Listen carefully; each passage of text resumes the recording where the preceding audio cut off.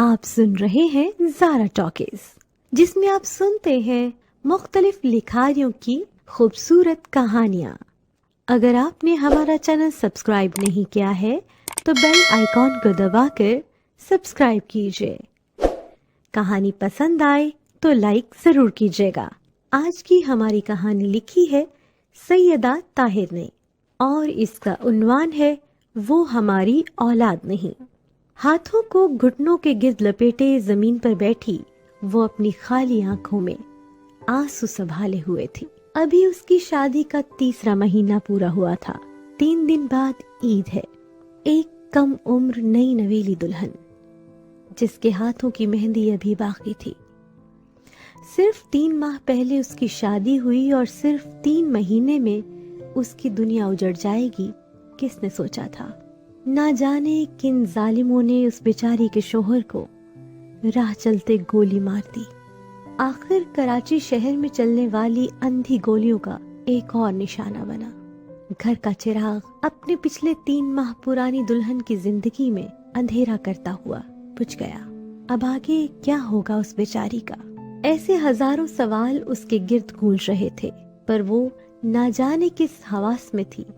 شاید اپنے شوہر کو خود جنت تک چھوڑنے چلی گئی تھی، خاموش، بے جان اور بے حس۔ ہم سب نے بہت عرصے کے بعد ان کے گھر میں خوشیاں دیکھی تھی۔ اللہ اللہ کر کے اس کی 2 بہنوں کی شادی ہوئی تھی۔ ماں کو کچھ سکون قلب ملا۔ حالات کی نشیب و فراز کے بعد اب کہیں اس کو یہ خوشیاں نصیب ہوئی تھیں۔ بڑی امیدیں اور خوابوں سے بھرا پیالہ لے کر سسرال کی دہلیز پر قدم رکھا۔ ابھی تو وہ خوشیاں سمیٹ ہی رہی تھی کہ اچانک غم کے ان بادلوں نے آن گھیرا۔ وہ سوچنے لگی کہ میری خوشیوں کی زندگی اتنی مختصر کیسے ہو سکتی ہے؟ میں تو ابھی اپنے حسین خوابوں کو اپنے خیالوں میں سجا رہی تھی۔ ایسا لگا جیسے آنکھ کھل گئی ہو اور خواب چکنا چور ہو گئے۔ یہ کیا ہو گیا؟ اف میرے اللہ، میرا کیا قصور تھا؟ میری خوشیوں کی زندگی اتنی مختصر کیوں؟ اتنا بھی ستم کم نہ تھا کہ پتا چلا اس بد نصیب کے اندر ایک جان اور پروان چڑھ رہی ہے۔ وقت اپنی کروٹ بدلتا گیا۔ دن ہفتوں میں، ہفتے مہینوں میں اور مہینے سالوں میں بدل گئے۔ غم کے بادل وقت کے ساتھ ساتھ چھٹ گئے۔ کچھ عرصے میں ایک ننھی پری نے اس کی زندگی میں آ کر دوبارہ رنگ بھر دیے اور وہ سب بھول کر اپنی بچی کی پرورش میں مصروف ہو گئی۔ ماں کی ممتا نے جوش مارا اور یہ سوچنے پر مجبور ہو گئی کہ میرے بعد اس بیٹی کا کیا بنے گا، جو اپنے ساتھ ایک اور بیٹی کو لیے بنا سائبان کے زندگی کا سفر کاٹ رہی ہے۔ دھیرے دھیرے سارے بچے اپنی زندگی میں مصروف ہوتے جا رہے ہیں اور میری اس بد نصیب بیٹی کی زندگی ابھی تک ویران ہے۔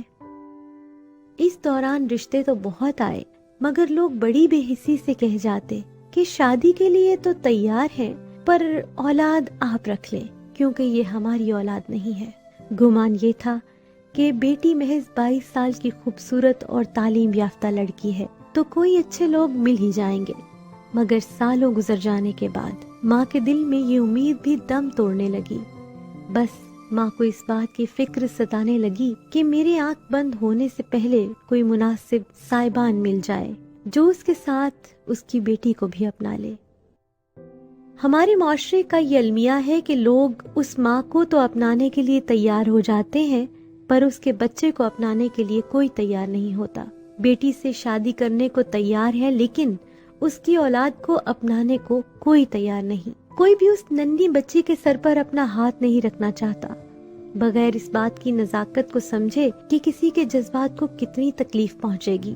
جہاں 2 مائیں موجود ہوں اور تیسری نہ یہ کہہ کر چلی جاتی ہے کہ اس کی اولاد کو آپ رکھ لیں کیونکہ وہ ہماری اولاد نہیں۔ یہ الفاظ بھی ایک ماں ہی کہتی ہے جو کہ ماں کے جذبات کو اچھی طرح سے سمجھتی ہے۔ کاش ہمارے معاشرے کی سوچ میں تبدیلی آ جائے کہ وہ خاندان اس بچے یا بچی کو اپنا لے جو معصوم ہے، جو اپنی ماں کے بغیر نہیں رہ سکتے۔ اور یہ بات اکثر ہمارے دیندار لوگ بھی کہتے نظر آتے ہیں، جبکہ وہ دین کو خوب اچھی طرح سمجھتے ہیں، جانتے ہیں کہ سوتیلا والد بھی والد کے درجے پر فائز ہوتا ہے۔ ہمارے معاشرے کی کتنی عورتیں سنگل پیرنٹس بننے پر مجبور ہیں، اس دنیا میں اکیلی اور تنہا ہیں، یہ آپ بھی جانتے ہیں اور ہم بھی۔ کاش ہمارے معاشرے کے لوگوں کی یہ جہالت والی سوچ ختم ہو جائے اور وہ ماں کے ساتھ اس معصوم بچے کو بھی اپنانے پر تیار ہو جائے، تو کوئی بچہ اپنے والدین سے محروم نہیں رہے گا، اور اس طرح کی مجبور عورتیں جن کو کسی صاحبان کی ضرورت ہو اور وہ ایک عزت دار زندگی گزار سکے۔ آج اگر میری اس بات سے کوئی ایک گھر بھی تبدیل ہو گیا تو اللہ کی بارگاہ میں سرخ روح ہو جاؤں گی، کیونکہ ہمیں اس تبدیلی کی شدید ضرورت ہے۔